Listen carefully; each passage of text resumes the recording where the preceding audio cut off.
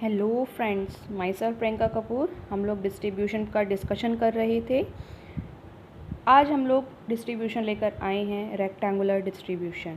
Okay, rectangular distribution very important distribution in which central moment constant of rectangular distribution, that is moment about origin, moment about mean, MGF, cumulate generating function and all other things.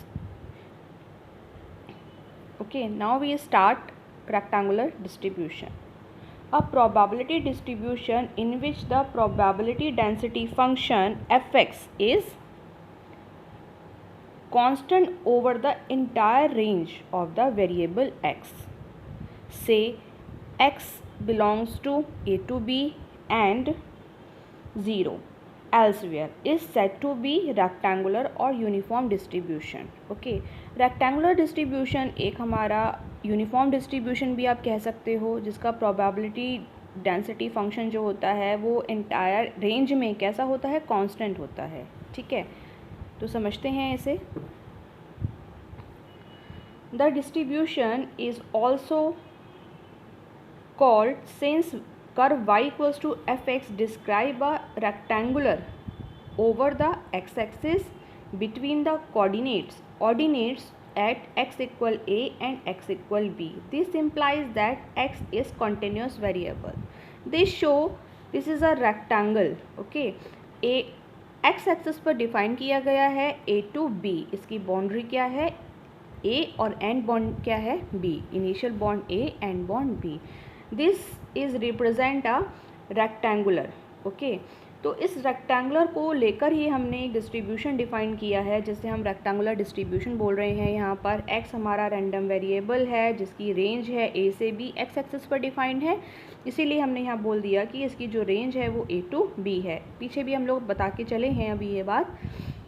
तो PDF इसका fx क्या हो जाता है, आप कैसे define करते हो, कैसे करेंगे हम लोग, माइनस इन्फिनिटी से इन्फिनिटी fx dx की वैल्यू क्या होनी चाहिए, 1। PDF को डिफाइन करने के लिए एक फॉर्मूला होता है, ये यहाँ से यहाँ तक की डिस्टेंस कितनी हो जाएगी, 1/b माइनस a। यही हमारा रेक्टेंगल डिस्ट्रीब्यूशन का PDF निकल कर आएगा। देखिए कैसे निकलता है। अब देखो ये माइनस इन्फिनिटी से इन्फिनिटी इसका इंटीग्रेशन हमको लेना है। Then we take a value of a to b। Okay, integration a to b fx dx equal 1 where fx is assumed to be constant. Why we assume to be constant? Because it is a rectangle distribution. Here definition for rectangle distribution is then range in probability density function constant over the entire range. Okay, जो PDF होता है वो constant होता है इसकी पूरी range में, तो इसीलिए यहाँ पे कांस्टेंट हो गया ये fx, इसीलिए हमने इसको इंटीग्रेशन से बाहर कर दिया है। तो यहाँ पे देखो इसका इंटीग्रेशन क्या बनेगा, x बनेगा और यहाँ पे आ जाएगा a टू b। जब आप upper limit minus lower limit करोगे तो fx क्या आ जाएगा, b minus a equal 1। Here fx is equal to 1/b minus a। यही आपका इम्पॉर्टेंट है, यही आपका सॉरी डिस्ट्रीब्यूशन है। अब देखिए ज़रा इसमें एक चीज़ और, जो दस आर रेक्टेंगल डिस्ट्रीब्यूशन, इसमें जो a और b हैं वो हमारे पैरामीटर हैं। Always b greater than a, आपको यहाँ पे शो हो रहा होगा ये डायग्राम में कि a हमारा लेस है, b हमारा ग्रेटर है, तो b always greater than equals to a is given by the PDF। ठीक है, तो ये हम लोग डिफाइन करके आए हैं, अभी यहाँ पे प्रूफ कर लिया कि fx कहाँ से आ रहा है और क्या आ रहा है, 1/b minus a। Then fx is PDF for rectangle distribution is equal to 1/b minus a, and here x belongs to a to b in between where x is constant entire range. Okay, elsewhere this is 0 define. Here ab is a parameter, no other value of this parameter, so that's why this fx is constant. Okay, it's only based on value of b minus a. Now we defined a other thing, constant of rectangle distribution. अब constant of rectangle distribution में firstly we define a moment about origin. Moment about origin represented by mu1 dash. Here mu1 dash is equals to ex. This is a formula for finding a mu1 dash. What is a mu1 dash? mu1 dash is a first moment about origin and mu2 dash is a second moment about origin. Okay, जैसे जैसे आप suffix change करते जाओगे वैसे वैसे इसके movements क्या हैं, चेंज होते जाएंगे. Then mu1 dash is equals to e of x, then e of x is again equal to a to b x fx dx. This is a formula for continuous distribution for finding a moments about origin. Okay, so this is a formula for expectation of x. E is represented as expectation of x. Okay, integration a to b x fx dx.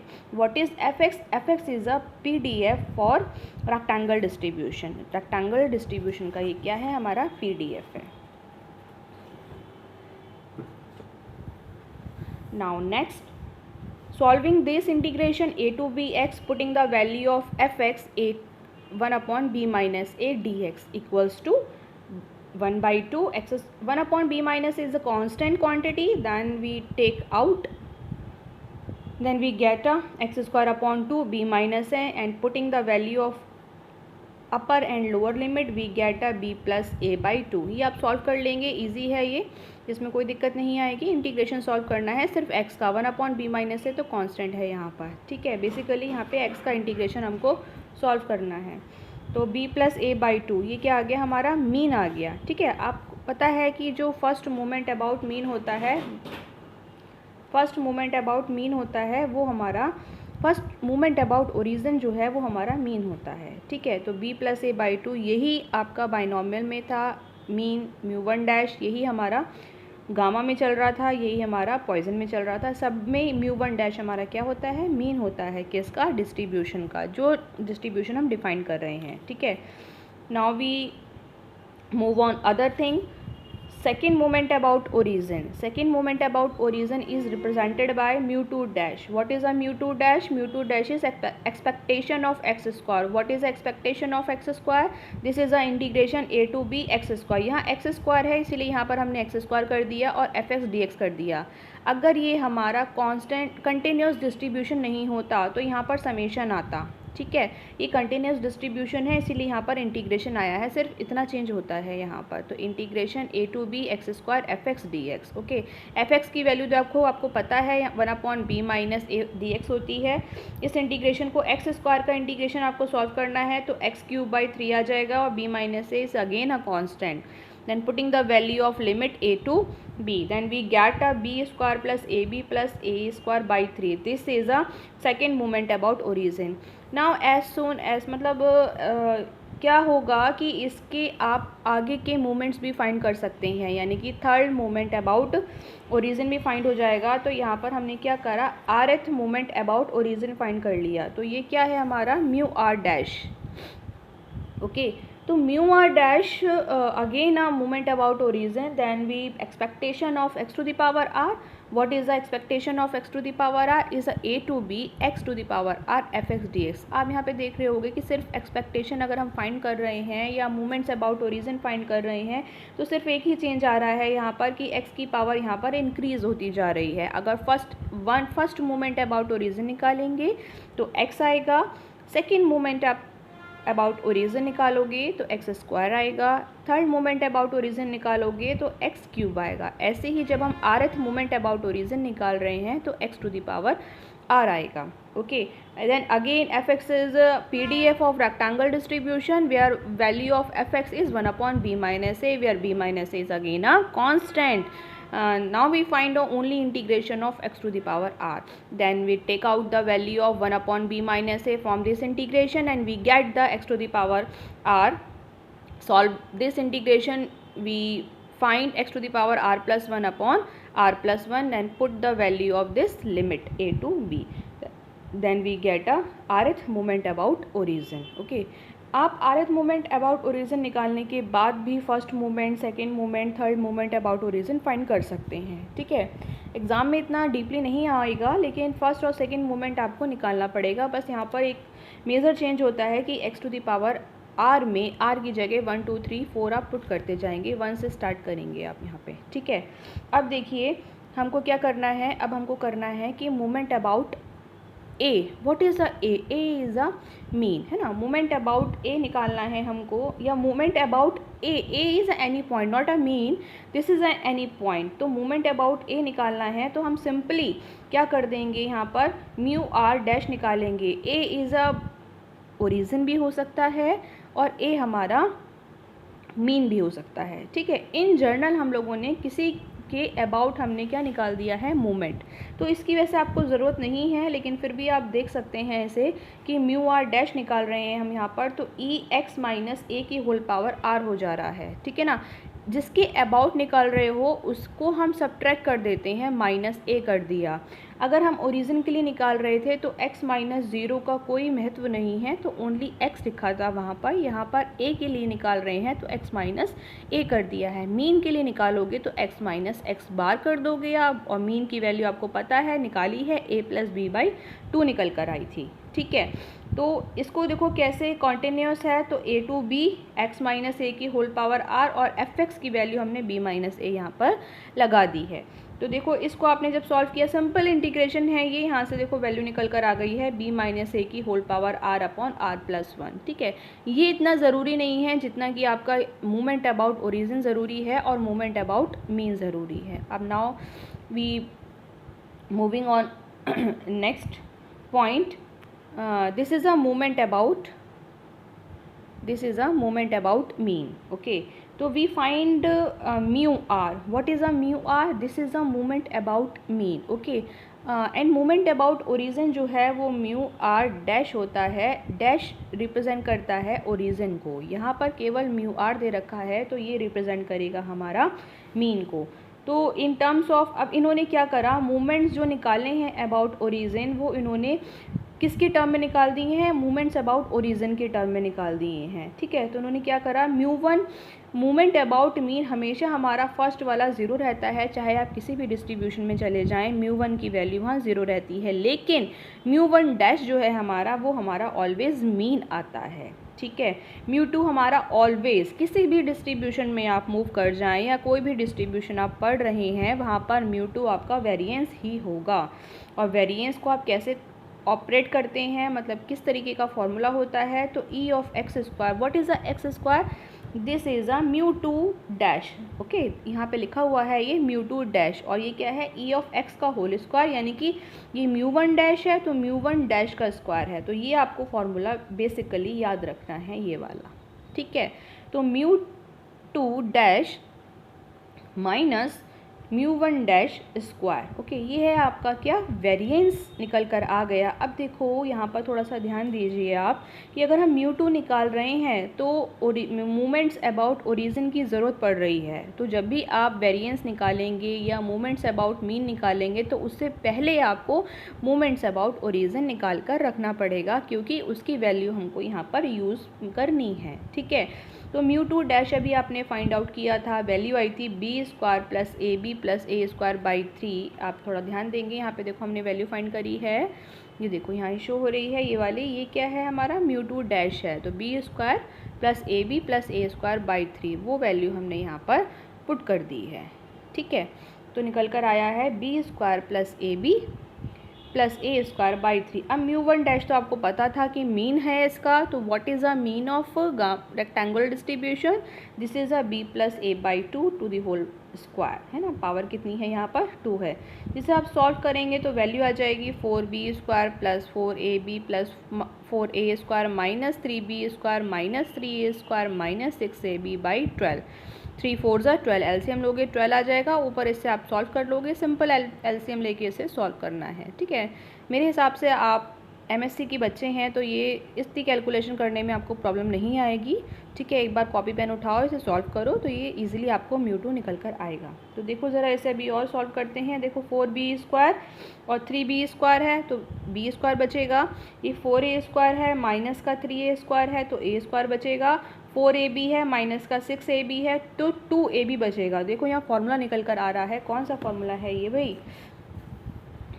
देखिए ये निकल कर आया हमारा b square plus a square minus 2ab by 12, okay. तो ये क्या है, b माइनस ए का होल स्क्वायर बाई 12। ओके, तो देखो मीन आया था a प्लस बी का होल स्क्वायर बाई 2, वेरिएंस आ गया, ये वेरिएंस है आपका μ2 है ना, ये क्या है हमारा μ2 है और इसको हम बोलते हैं वेरिएंस ऑफ x। ठीक है, वेरिएंस ऑफ x, तो ये आ गया हमारा b square plus a square minus 2ab by 12, that is b minus a का होल स्क्वायर बाई 12। ठीक है, आई थिंक ये बात समझ में आ गई होगी आपको। नाउ जब हम फाइंड कर लेते हैं वेरिएंस तो हमको क्या निकालना होता है, स्टैंडर्ड डेविएशन। तो स्टैंडर्ड डेविएशन होता है हमारा, रिप्रेजेंट करते हैं हम सिग्मा से, तो सिग्मा हमारा क्या होता है, under root of variance. Sigma क्या होता है, under root of variance of x. What is a variance of rectangular distribution, this is a b minus a to the power 2 by 12। Okay, तो यहाँ पे देखो वैल्यू आप पुट कर दोगे b माइनस ए बाई 12 का अंडर रूट, तो under root से ये स्क्वायर कैंसिल आउट हो जाएगा, बचेगा नीचे सिर्फ अंडर रूट 12। ठीक है, ये स्टैंडर्ड डेविएशन है। एक सिंपल सी बात मैं आपको बताना चाहती हूँ कि किसी भी डिस्ट्रीब्यूशन में आप चले जाएं, वहाँ पर आपको 3 बातें ध्यान रखनी होती है कि उसका PDF क्या होता है, first thing. Second thing is उसका मीन क्या निकल कर आएगा। ठीक है, सेकेंड थिंग उसका वेरिएंस क्या आएगा, एंड थर्ड थिंग उसका स्टैंडर्ड डेविएशन क्या होगा। ठीक है, अगर ये बातें आप फाइंड आउट कर लेते हैं तो इसका मतलब है आपने PDF, इट मीन्स आपने डिस्ट्रीब्यूशन कम्प्लीटली पढ़ा है और आपको डिस्ट्रीब्यूशन की बात समझ में आई है कि उसमें क्या क्या चीज़ कैसे कैसे फाइंड करते हैं। तो ये सब बातें आपको निकालना आना चाहिए किसी जो भी डिस्ट्रीब्यूशन आप पढ़ रहे हैं। ठीक है, चलिए ये 4 बातें अगर आप किसी भी डिस्ट्रीब्यूशन में निकालते हैं तो हम समझते हैं कि वो डिस्ट्रीब्यूशन कंप्लीट है, आपको अच्छे से समझ में आ गया है। तो यही 4 बातें आपको बेसिकली हर डिस्ट्रीब्यूशन में फाइंड आउट करनी है। ठीक है, now we move, standard deviation हमने फाइंड कर लिया है b माइनस ए बाई 12। इसको ना टिप्स पे याद करिएगा आपकी, मतलब गामा का क्या PDF होता है, गामा का क्या मीन होता है, गामा का क्या स्टैंडर्ड डेविएशन होता है। ठीक है, इस तरीके के जो भी डिस्ट्रीब्यूशन आप पढ़ रहे हैं। ठीक है, चलो भाई एक तरीका, अब यहाँ से μ3 और μ4 निकालने हैं हमको। ठीक है, तो μ3 पे देखो, μ3 का फॉर्मूला आपको थोड़ा सा याद रखना है बेटा। μ3 कैसे फाइंड आउट करोगे, μ3 के लिए μ3 डैश किसी भी पॉइंट पर निकाल रहा है इन्होंने यहाँ पर, μ3 dash a minus 3 μ2 dash a। अभी देखो ये वैसे मेरे हिसाब से μ3 और μ4 अगर आपको नहीं निकालने हैं तो आप इसे छोड़ सकते हैं, डायरेक्टली इसकी आप वैल्यू भी याद कर सकते हो, लेकिन अगर एग्ज़ाम में निकालने को आता है तो ये फार्मूला आपको ध्यान रखना होगा। अब ये फार्मूला कहाँ से आया है, इसके लिए थोड़ा सा आपको डीप में जाना पड़ेगा। तो अभी अगर आप एग्ज़ाम की प्रिपरेशन कर रहे हैं तो आप मेरे हिसाब से ये लर्न कर लें तो ज़्यादा सही रहेगा आपके लिए। ठीक है, तो μ3 की वैल्यू क्या हो जाएगी, देखो μ3 निकालना है तो μ3 डैश a तो हमें रिक्वायर्ड है ना। अब μ3 निकालना है तो उसके लिए μ2 डैश भी चाहिए और μ1 डैश भी चाहिए, और साथ में क्या चाहिए, 2 टाइम्स ऑफ μ1 डैश का होल क्यूब। ध्यान रखिएगा ये 3 है इसीलिए यहाँ पर क्यूब आया है, तो इसे कोरिलेट कर लीजिएगा आप अपने हिसाब से कि μ3 निकालना है तो μ3 डैश a, अब 3 की साथ 2 और 1 की भी ज़रूरत होती है, तो माइनस का ये 3 है इसलिए यहाँ पर 3 आ गया है, तो μ2 डैश a μ1 डैश a प्लस अब 3 ख़त्म हो गए 2 आ जाएगा तो μ1 डैश a। ठीक है ना, 2 निकालना है इसलिए 2 आ गया,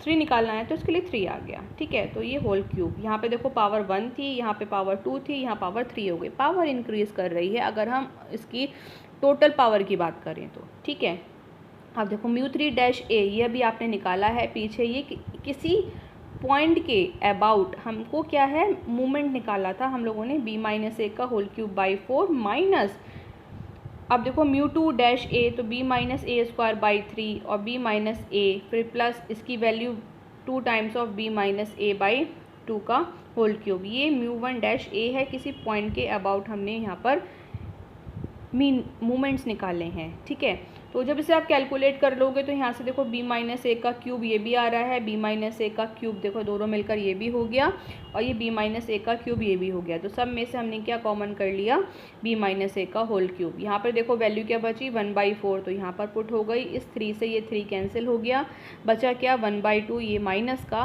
तो माइनस का 1/2 आ गया, और ये 2 की पावर 3 तो एक 2 से ये वाला 2 कैंसिल हो गया, नीचे बचा 2 का स्क्वायर दैट इज़ 1/4। ठीक है, तो 1/4 plus 1/4, this is 2/4, this is 1/2, plus का 1/2 एंड माइनस का 1/2, this is cancel out and we get a value of μ3 is 0। ठीक है, तो मेरे हिसाब से आप याद रख सकते हैं कि μ3 इसका क्या होगा, रेक्टेंगल डिस्ट्रीब्यूशन का 0 होगा। Now we move again, next thing is μ2 dash. What is a μ2 dash? देखो यहाँ पर जब μ3 निकाला था ना तो μ3 डैश ए ज़रूरत था, μ4 निकालना है तो μ4 डैश ए की ज़रूरत है। यहाँ पे 4 है इसीलिए 4 आ गया है। माइनस का अल्टरनेट प्लस माइनस साइन चलते हैं, पहला प्लस फिर माइनस फिर प्लस फिर माइनस। ठीक है, चलिए माइनस का 4 μ3 डैश ए फिर μ1 डैश ए, 3 और 1 यूज़ हो गया, फिर 2 और 1 यूज़ होगा, फिर 1 यूज़ होगा। ठीक है, ये 1 होगा यहाँ पर। ठीक है, अभी आप चेक कर लेंगे यहाँ पर क्या वैल्यू आ रही है। तो देखो इसकी भी वैल्यू आपने μ4 डैश ए फाइंड आउट करी है। जो rth मूवमेंट निकाला था ना, वहाँ से हमने r की जगह 4 रखकर हमने ये वाली वैल्यू निकाली है। ठीक है, और ये μ3 डैश की वैल्यू ये आ गई, μ1 डैश की वैल्यू ये पुट हो गई, और μ2 डैश की वैल्यू ये आ गई, μ1 डैश की वैल्यू ये आ गई, और μ1 डैश की वैल्यू एक ये आ गई है ना। होल पावर 4 है, 4 से स्टार्ट करोगे 4 पे ख़त्म करोगे। ठीक है, देखो पावर कैसे इंक्रीज़ होगी, पहले पावर 1, फिर 1 और 1 2, पावर 2, फिर 1 और 2 3, पावर 3 एंड पावर 4, यानी कि पावर 1 फिर पावर 2 फिर पावर 3 पावर 4। मतलब मैंने क्या करा, दोनों की पावर को ऐड करके मतलब आपको एक इंक्रीजिंग ऑर्डर में बताना चाह रही हूँ कि ये जो पावर है ये इंक्रीजिंग ऑर्डर में आपकी बढ़ रही है ना, असेंडिंग पावर में आपकी ये बढ़ रही है। ठीक है, तो इसको हमने b माइनस ए की होल पावर 4, देखो यहाँ पर भी है, इसको ऐड करोगे पावर को तो ये b माइनस ए की होल पावर 4 यहाँ पर भी है, इसे आप ऐड अप करोगे तो b माइनस ए की होल पावर 4 यहाँ पर भी है, एंड लास्ट टर्म में भी आपकी पावर 4 यहाँ पर शो हो रही है। सब में से क्या करना है हमको, b माइनस ए की होल पावर हमने यहाँ पर कॉमन लेना है। ठीक है, तो यहाँ से जब आप कॉमन लोगे तो देखो यहाँ पहली वाली टर्म में बचेगा 1/5, यहाँ 4 से 4 कैंसिल हो जाएगा तो माइनस का 1/2, यहाँ से 3 से ये कैंसिल होगा, फिर 2 से 4 कैंसिल होगा तो 1/2, और यहाँ पर 3/16 ऐसे ही आ जाएगा माइनस में। ठीक है, इसको आप एलसीएम लेके सॉल्व करेंगे तो वैल्यू आ जाएगी b minus a to the whole power 4/80। ये आप सॉल्व कर लेंगे ईजिली, एलसीएम ही लेना है इसमें बस। ठीक है, चलिए देखिए इसमें ये तो हमारा फाइंड हो गया कि μ4 की वैल्यू कितनी आ गई हमारी, b minus a to the whole power 4/80। ठीक, अब देखो कर्ल पियर्सन कोफिशिएंट हर डिस्ट्रीब्यूशन में आपको ये फाइंड आउट करने होंगे। ठीक है, तो β1 का फॉर्मूला याद रखना है अगर आप डिस्ट्रीब्यूशन पढ़ रहे हैं तो, μ3 स्क्वायर बाई μ2 क्यूब, 23 32 यानी कि 23 32 से आप याद रख सकते हो। ठीक है ना, तो μ3 की वैल्यू ही हमारी 0 आई थी तो β1 हमारा 0 हो जाएगा। γ1 क्या होता है, √β1 होता है। ये फार्मूला है दोनों, ये भी आपको याद रखना है फार्मूला, और γ1 का भी फार्मूला याद रखना है। ये कर्ल पियर्सन कोफिशिएंट्स होते हैं सारे, β1 β2 γ1 γ2, ये चारों आपको फाइंड आउट करने होते हैं। ठीक है, तो β1 की वैल्यू आ गई 0। क्यों 0 आ गई, क्योंकि μ3 हमारा 0 निकल कर आया है रेक्टेंगल डिस्ट्रीब्यूशन का। ठीक है, अब γ1 β1 पर डिपेंड होता है, β1 मतलब γ1 √β1 है तो β1 की वैल्यू 0 है, दैट इज़ γ1 भी हमारा 0 आ गया है। Now we move to β2, β2 is μ4 by μ2 to the power 2 है ना, μ2 टू द पावर 2। अब μ4 की वैल्यू देखो निकालनी पड़ेगी ना, हमको ज़रूरत पड़ेगी। अगर आपको डायरेक्टली एग्जाम में पूछा जाता है, वैसे तो ऐसे आता नहीं है कि कर्ल पियर्सन कोफिशिएंट ही आपसे पूछा जा रहा है, बहुत रेयर है अगर आपका आ जाता है या किसी कॉम्पिटिटिव एग्ज़ाम में ये बात आती है तो एज अ फॉर्मूला आप इसे ध्यान भी रख सकते हैं कि b माइनस ए की होल पावर 4/80 है। ठीक है ना, अगर ये ध्यान नहीं रखना है तो डायरेक्टली β2 की वैल्यू आप याद रख लेना 1.8, क्योंकि μ4 और μ3 का कहीं भी इस डिस्ट्रीब्यूशन में अब यूज़ नहीं है, यहीं पर आपकी ख़त्म हो जाएगी ये बात। तो इतना लंबा चौड़ा करने से बढ़िया है कि आप ये वाली बात याद रख लें या ये वाली बात याद रख लें, क्योंकि μ4 μ3 की ज़रूरत ही हमको β1 β2 में पड़ेगी और कहीं नहीं पड़ेगी, है ना। तो μ4 और μ3 निकालने से बढ़िया है कि β1 β2 की आप वैल्यू को याद रख लें। ये फॉर्मूला लिखने के बाद ये वैल्यू आप ध्यान रखें। ठीक है, μ4 बाई μ2 का स्क्वायर, देखो दोनों वैल्यू हम लोगों ने यहाँ पर लगा दी हैं तो यहाँ से देखो वैल्यू निकल कर आ गई है क्या, 1.8। ठीक है ना, अब गामा 2 का भी फॉर्मूला ध्यान रखना है, बीटा 2 -3। मतलब मेहनत बहुत होती है डिस्ट्रीब्यूशन पढ़ने में, क्योंकि हमको बहुत सारी चीज़ें याद रखनी होती हैं, है ना। तो गामा 2 आ गया बीटा 2 -3। अब बीटा 2 की वैल्यू आ गई 1.8, तो 1.8 -3 दैट इज़ माइनस का 1.2। ये तो हमारा आ गया क्या, कर्ल पियर्सन कोफिशिएंट। ठीक है, तो ये हमारा रेक्टेंगल डिस्ट्रीब्यूशन जो है वो कंप्लीट हो गया है। अगर ये बातें सारी आपको अच्छे से समझ में आई हैं तो आप इसको कमेंट करके बताओ कि मैम मुझे इसमें ये चीज़ की ज़रूरत है, तो मैं इसकी वीडियो आपको प्रोवाइड करूँगी। बाकी सारे डिस्ट्रीब्यूशन मैं 1 बाय 1 करके अपने चैनल पर अपलोड कर रही हूँ। Binomial distribution, rectangle distribution, gamma distribution and Poisson distribution, ये 4 डिस्ट्रीब्यूशन मैं अभी तक अपलोड कर चुकी हूँ। बाकी के जो डिस्ट्रीब्यूशन है वो डेली आपको मिलेंगे इस चैनल पर। और किसी टॉपिक की अगर आपको नीड है तो आप मुझे बताओ, मैं अपलोड कर दूँगी तब, लेकिन जब मेरा ये आपको मैटर पढ़ाया हुआ समझ में आ रहा है। ठीक है, अगर समझ में आ रहा है तो आप चैनल को सब्सक्राइब कर सकते हैं, अपने फ्रेंड्स को बता सकते हैं अगर आपको अच्छा लगे तो। ठीक है, अगर ये टॉपिक समझ में आया तो आप लाइक करिए, और कोई दिक्कत हो तो उसे कमेंट करिए। ठीक है, चलिए ठीक है, मिलते हैं आपसे नेक्स्ट टॉपिक के साथ। Thanks for watching, keep smiling, bye bye.